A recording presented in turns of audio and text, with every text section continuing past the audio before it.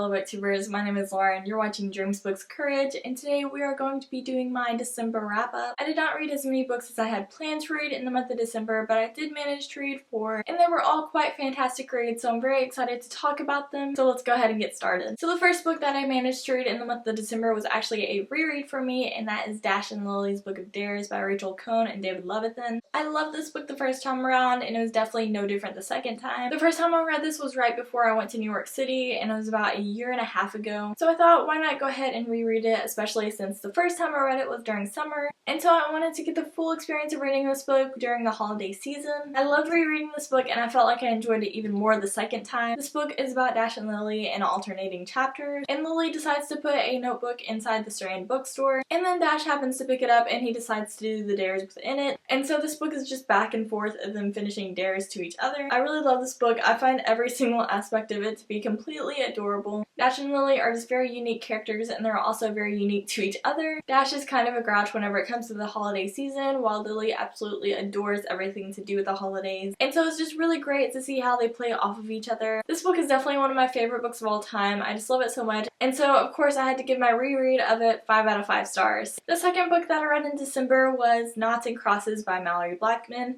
and I actually picked this one up for my college book club. I don't necessarily know if I would have picked this up on my own, although I was intrigued to know more about it. But on the premise alone, I knew that I just really wanted to read it. It's about a world in which segregation is happening, and so it's kind of like the 1950s America scene, but also it's more futuristic, and they have like all of the technology that we have now, and also the race roles are switched, so everything about this world is completely different, and yet somehow it's very much like the world that we lived in the 1950s, and also some aspects of it continue on to the present day. I feel like this book is just such an important one to read because of the different themes and tropes that it plays off of, and the ways that it deals with race are just very important. From my own perspective, I've always been considered a majority even though I'm half minority, and so I've never had to view the world in the way that this book tells it, so I felt like this was an especially important read for me. This book also alternates between two perspectives, being a knot and a cross, and it's also kind of like a Romeo and Juliet situation since they love each other but they can't be together because their families absolutely despise each other. But I feel like this book goes even deeper because it's not just two ruling families, it's actually a family that is ruling and a family that has next to nothing. And so this book was just very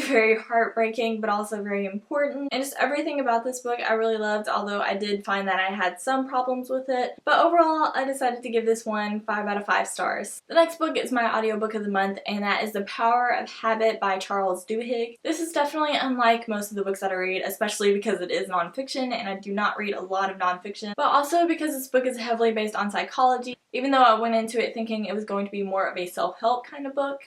And it was that, but more based on psychology. I felt like this one had very interesting anecdotes, and it also explained the world of psychology in more layman's terms. Overall, I found it really enjoyable, and just thinking about how habits work and how they kind of influence us, and just how big of an influence they have on our lives is just really incredible to think about. And I would definitely recommend this book if you enjoy anecdotes, and also if you're okay with psychology being told in more of layman's terms. Even though this one did have some slow moments, I felt like it was one of the better nonfiction reads that I've read, and so I ended up giving this one 4 out of 5 stars. And the last book that I managed to read in the month of December was actually my graphic novel of the month, and that is Nimona by Noelle Stevenson. I've been waiting for such a long time to actually pick this one up, and I'm so glad that I finally did. This one is obviously about Nimona, who is our main character, but it also follows Lord Blackheart, who is the supervillain that Nimona is an apprentice for. I just loved how these characters played off of each other, and just the story that it told and all. It's just such an epic adventure to go on, and if you don't really like graphic novels or you haven't really gotten into them yet, I would suggest that this one would be just such a great place to start with. Not only did I just love every single minute of this book, and it was also just very adorable, but it also played a lot off of tropes that exist within a lot of different adventures. There's obviously the good guy and then the supervillain, but while reading this book you really realize that it's not just as clear as that, and there's a lot of gray area in it as well. And I just really love the way that it played off of tropes. And overall, I just really enjoyed this. I love the art style of it, and I just found everything about this book to be very enjoyable, and I would definitely recommend it.